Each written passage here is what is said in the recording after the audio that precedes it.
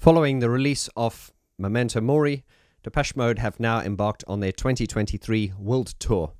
And I'm happy to say I've received a lot of the live footage, not only through email, but also seen a lot of it on YouTube. Let's discuss it.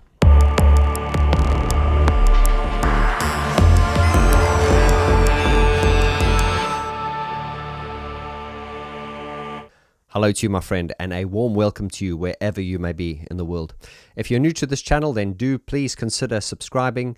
And if you've been with me from the beginning, I'd like to thank you for your support. We are nearly at 30,000 subscribers, and I'm really, really humbled and appreciate your belief and your support in me. If you're a Depeche Mode fan, then this is really the channel to be. So I thank you, and I welcome you on board. Be sure to stick around to the end of this video where I'll be announcing some really, really exciting Depeche Mode news for some events and things that have never ever been done before in the Depeche Mode community, and you don't want to miss out on this. But today's video is all about the live performances. Now, if you've been following my channel for a while, you will know that I was not a fan of the Spirit album, and indeed this video, which was the Spirits in the Forest review video, that video went viral and it saw me going on a little bit of a rant. Surprisingly, there were a lot of people that agreed with me, but there was also a little bit of pushback. I did say in that video, and I'm very proud of the fact that I released that video, because like everything I say on this channel, I never am arrogant enough to say that I know everything. I do what I do, and I have my opinions, and I give these opinions to share with you, and we debate them. So these are always just my opinions. Now, the reason I'm talking about Spirit is because from what I've seen live so far has really blown a lot of the concerns I had about Spirit out of the water. Now, I went to see Depeche Mode live in 2017 for the Spirit Tour here at the Olympic Park in London, and the show was amazing. I was disappointed when I saw the Spirits of the Forest theatrical release because I felt that they did not use the best footage. Now, that is understandable because if you're doing a world tour of, 100 or so shows, it's only natural that some of your shows are going to be better than others. And the disappointing thing about Spirits of the Forest was the footage that they used in that did not sort of showcase the band in their best light. So I don't think it really did them any favors. And indeed, if you watched that, you would be forgiven for thinking, oh my God, the cracks are starting to show. That alongside with a really bad mix, it wasn't really well mixed. I just had many, many concerns in there. And I think I called Christian an epileptic octopus for overdrumming. It's all there to be seen. So when I released that video, I thought, oh my God, do I do this? And of course, there was a bit of pushback. However, in retrospect, I'm so glad I did release that video because it proved to this community that despite the fact that I love this band, I was not prepared to kiss ass or virtue signal. I was going to be brutally honest, even though it is my opinion, but I was going to be honest. And a lot of the things that I complained about in that Spirits of the Forest presentation, I'm very happy to say that all the live footage I've seen from the recent American gigs, none of those concerns are there anymore. One of my subscribers recently, after sending me some of this footage, said he was at the Sacramento gig, and he said, Vaughn, have Depeche Mode watched your video? Because all those things you moaned about, they've put right. Now, I don't say that's indeed the case, but I just am happy to see that everything that I was moaning about and ranting about in that video is not a concern anymore. First things first, the drumming, which really, really grated me. For the record, I've been critical on the drumming. I've never ever said that Christian is a bad drummer. Duh. I mean, he's amazing. But I have said in my most critical moments that I felt that Christian is the wrong drummer for the band. I feel like he's more like a hard rock drummer. He's not the right drummer for the band. However, with the way he's been drumming on this tour so far, indeed from the footage I've seen, it's been on point, it's been restrained, and it's been respectful to the songs. And I've gone, okay, fair play. I'm grateful. Still not a huge fan of the snare sound. I still think it's a bit boxy and doesn't have enough snap. But once again, these are creative and personal opinions. There's nothing technically wrong with what they're doing, and who the hell am I to criticize them technically? I'm just giving you my opinions. So let's run through the set list, and the set list I've got here is from a site called setlist.com, And this is from the Las Vegas. Yeah, the Las Vegas set. Now, I know there have been other gigs so far, Sacramento, San Antonio, and I'm sure a lot of you have been to the gigs so far. So, from what I can tell and understand, I've not done extensive research on this, but from what I can tell, there may have been a few changes here and there between different gigs, but fundamentally, this seems to be the core sort of set list from what I can tell. So it starts off with Speak to Me, which is a song from the new album, and they're using the outro part of Speak to Me as the intro for this. That did remind me a little bit of the intro to the Spirits of the Forest or the Spirits tour. I did love the legs. That was really, really powerful, and in which they used the outro music for Cover Me. So it does remind me of that. So that worked really well. The band come on, and we're straight into My Cosmos Is Mine. Once again, in recent sort of Depeche Mode concerts, they do seem to like starting the show off with something more atmospheric as opposed to just rushing into it. Pardon the pun, but when I watched them at the 1994 Exotic Tour, they started off with a song rush, and I think that's a very intense way to start a show, to run on it, because you've got to run on with a lot of energy. And I think starting a show with a song with that much energy is quite challenging. So I just think it's nice just to kind of start it in a little bit more atmospheric. And indeed, like with previous tours, I remember them starting off with Welcome to My World, sort of slow tempo songs. It even reminds me of Devotional, where they sort of started off with Walking in My Shoes, and that sort of followed on from, like Violator, where they started off with World in My Eyes, which is quite an upbeat song, and the previous tour where they started off with Behind the Wheel. Those are up-tempo songs. So I guess what I'm trying to say in a very long-winded way is that they seem to like starting the show with something more atmospheric, and it works really well. My Cosmos Is Mine. I've given you my reviews on it. You can check that video here. Great opener. Coming straight into Wagging Tongue. I did smile when I heard Wagging Tongue. I said it reminded me of Vince Clarke.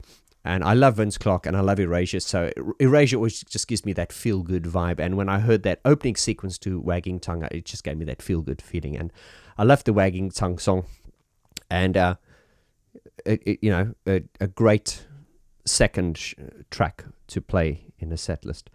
We're then on to track 3, which is It's No Good, another fan favorite. And indeed, as I will say, as we go through the set list, I think this is a great set list, because set lists are very, very difficult to put together, especially when you've been around as long as they have, because you're trying to not only promote new music, but you also want to respect the fans by giving them some of their favorite songs, but you don't necessarily want to be a nostalgia act, because Depeche Mode indeed are a current band. Walking My Shoes, Sister of Night, track 5. I was like, oh my God, Sister of Night, what a wonderful track. One of the highlight songs from the Ultra album. Track 6, we've got In Your Room, which was the Zephyr mix, which is different to the album mix. Track 7, Everything Counts. I have a few comments to make on that, but I will make those at the end. Track 8, Precious, another highlight from the Playing the Angel album. Speak to Me, a new song.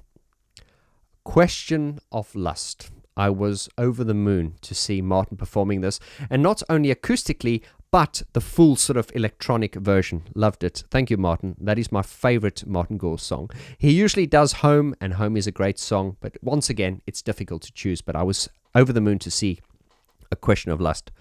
I wouldn't be so happy if he went, overflowing senses. I'd be like, no, Martin, no. But yeah, A Question of Lust. And then he followed it with Soul With Me, which was done acoustically. Very, very well done. We then get on to Ghosts Again, which kind of lifts the set, which is kind of the featured track from the new Memento Mori album. Followed by I Feel You, which is a big stonking rock number. A Pain That I'm Used To. Okay, I will give you my comments on that afterwards.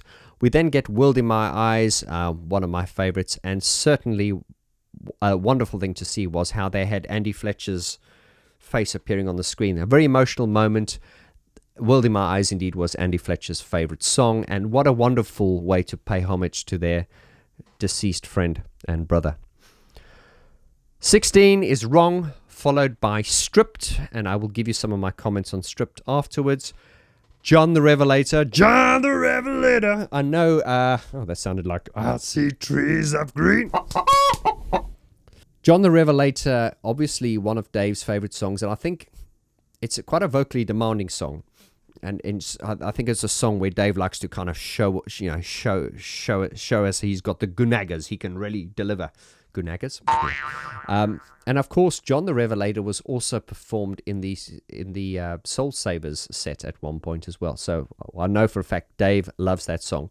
We then finish the set with Enjoy the Silence, which is no surprise. And then we come on to the encore, Waiting for the Night, which was wonderful to see, and just a really fan favorite. And Waiting for the Night performed in a very intimate way. Dave and Martin standing in the front of the stage with very close miking. You could hear a pin drop. Most of the recordings are hearing, bearing in mind these are big stadiums, it was amazing how quiet the audience were, and you could hear every nuance and breath noise. It sounded amazing. Their vocals sound amazing. I cannot stress enough how good vocally they are sounding at the moment. I know some of you were critical about Dave's recent kind of vocal sound, but I must say, particularly on this album and on these live shows, we are hearing the sort of some of the qualities that we loved in Dave's voice, which were sort of from the early 80s to the early 90s. Those qualities are all in there, combined with his new kind of gravelly voice. I think he sounds amazing. Martin's voice as well. It's not, some people have been criticizing Martin, saying there's too much vibrato. He uses a lot of that. He's toned it down. I don't know if they've been using a vocal coach. Vocally, they are sounding incredible, and physically they look amazing. I'm impressed. And then I did see Happy Birthday was sung to one of the fans. A 13-year-old girl was celebrating her 13th birthday, and Dave Vaughn sang Happy Birthday to her. And then she was in tears. I saw the video footage. Wow, what respect. Track 22, and we're in the encore still. Just Can't Get Enough. Now, say what you like about this song. It is one of the songs which are very, very important. I loved it. And you must remember, even if you're criticizing it, I'm sure you loved it too at one point. Emphasis on loved. But this is great because this shows Depeche Mode showing respect to their audience. For them to do this song sends the message that, okay, we're Depeche Mode, we're super cool, we write edgy music, but we're not too cool to acknowledge the fact that this is an important song and it's going to make us smile. And indeed, if you just watch a lot of the footage, Dave looked really happy while performing this. And, it's all about happiness, really. I mean, it's a live show, for God's sakes. We then end with, put it this way. You've gotten to this point. What haven't they done? Never Let Me Down Again. Yes. And then Personal Jesus, of course. Now, I just have to say that this set list, as far as I'm concerned, ticks every box. I think this was outstanding. There is always a lot of speculation before every tour from the fans going, what are they going to sing? Are they going to play this? Are they going to play that? Once again, I repeat myself, it is very, very difficult when you've been going for a long time, 40 years, you've released so many albums, but you also want to you want to play new music, but at the same time you don't want to isolate your fans. That was a bit of a problem I found in the last tour, the Spirits tour. They played, I think, 5 songs from the new album, and those songs didn't go down really well. But this set list was fantastic because if you look at every song in the set list, it really is sort of from a sort of highlight of their career. So far as their new album is concerned, 4 songs from the new album here. My Cosmos, Wagging Tongue, and I think there's Soul With Me, and Ghosts Again. So 4 songs from the new album, and bearing in mind that the songs from this new album are good, unlike the previous album. Okay, no more spirit bashing, but I have to be honest. Great combination of songs here. Really, really, every song here is kind of like puts you at a moment of time. You can remember where you were. As I say, once again, typically walking in my shoes in your room, not so much in your room, but walking in my shoes is typically played at every gig, as is Enjoy the Silence, Never Let Me Down Again, Stripped, and things like that. But to hear a song like Sister of Night was wonderful. I never thought I'd hear that again live from them. Now, I said I had a bit of a comment on Everything Counts, and Everything Counts always goes down really, really well, and it kind of lightens the mood and the vibe of the act, and it kind of lifts it indeed. It's a great sing-along song. My only criticism was I was a little bit disappointed that they used the same backing track as what they used in the previous tour.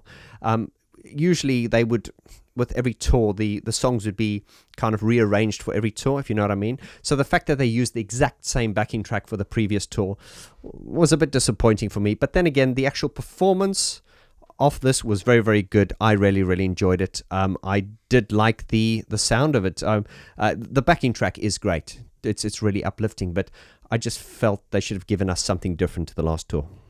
Once again, Precious, which is a highlight from the Playing the Angel album. Playing the Angel, of course, being one of the best albums of this last 20 years or so. Question of Lust really made me smile. I was so glad to see that again. Pain That I'm Used to. I like the song, but I just don't like that version. Do do do do do do do do. And I think I criticized it on my Spirits of the Forest rant video. So don't get me wrong, it's not a bad version, but the fact that they've been doing this version for over 15 years, it's just a bit tired. Do do do do do do do do. Go on, Pete, get your bass. Do do do do do do do do. I just would have liked to hear different arrangements. Wrong. Okay, not a bad song. A good Depeche Mode song. Never resonated with me perfectly, but it does belong in the set list, and I know a lot of fans were glad to hear it. The only comment I have on Stripped is, if you listen to Stripped, and I think a lot of you probably wouldn't recognize this, if you're a musician you will, they've transposed it. Transposed it, meaning they're singing it a semitone lower. Why are they doing that? Well, it is accepted with live performances that sometimes you will change an arrangement. Typically, you will change a key to a lower key to make it easier to sing. Personally, I don't know why they did that, because Stripped is not a very high, let me see, that's down to the bone. It's not a high register, so I don't know why they lowered the key. It also, do this. Go and listen to the live version and then listen to the studio version. You will notice that it's in a different key. So I find that when you lower the tone like that, when you transpose it like that, it loses a little bit of its kind of euphoric lift, and it gives it a little bit more of a, it just doesn't sound as energetic. Coming onto the live drums of this was something that I was very critical on the last tour. The drumming on Stripped, on the record, they use electronic drums, and it's very specific to the sound, and it just didn't translate well with the live drumming. I must say, full respect to Christian, as far as I'm concerned, the drumming on this sounds much, much better. Something that they've also got right as far as the general sound, as far as I'm concerned, my opinion, is that when you listened to a lot of the recordings during the Spirit tour, I was, and a lot of fans as well, were a bit annoyed by the fact that all you could hear was drums, bass, and guitar. All those beautiful keyboard sounds were pushed so far in the back. Listening to what I've heard so far, and bearing in mind that a lot of these recordings were just done on mobile phones, you can hear the synthesizer sounds are really taking, not center stage, but they are a lot more prominent where they rightfully should be. So, what can I say? As a fan, between the set list, between the live shows I've seen so far and everything, I'm really excited, because I'm going to go see Depeche Mode at Twickenham here in London. So I hope to see some of you there. I'm really, really stoked for this and pumped up. But as I say, following my recent criticisms, I don't feel bad being so critical, because at least I'm being honest. And because I was prepared to be that critical, it shows that hopefully you will value my opinion when I'm saying something is good, because I'm being honest. Once again, I have to keep saying this, it is just my opinion, so don't jump down my throat if you don't agree with me. You are entitled to your opinion as well. Okay, so this is basically the set list, and obviously some nights will be different. I did see a version of Dave and Martin singing Condemnation. I don't know which gig that was at. So as I say, this to me is I think the sort of core set list will be generally the same, but then they might change a few songs on various nights. And of course, there are some of you who have the liberty of seeing them more than once, and you can enjoy, different songs that are not played on certain nights. So that was the set list. I'm excited, and how do you feel? So please leave your comments in the description below. Let me know, have you been to any of the shows? What did you think? Are you going to one of the shows? Anything you want to say, let me know in the comments below. Now, I want to share some really exciting news with you. I don't want to go into too much detail. If you saw my recent live stream, you will see Brian Griffin and I have teamed up, and Brian is releasing a Depeche Mode photographic book. Now, this comes basically from me one day saying to Brian, why have you never released a Depeche Mode photographic book? Brian Griffin, of course, was the photographer of the first 5 Depeche Mode album covers, and he also photographed the band early in the day.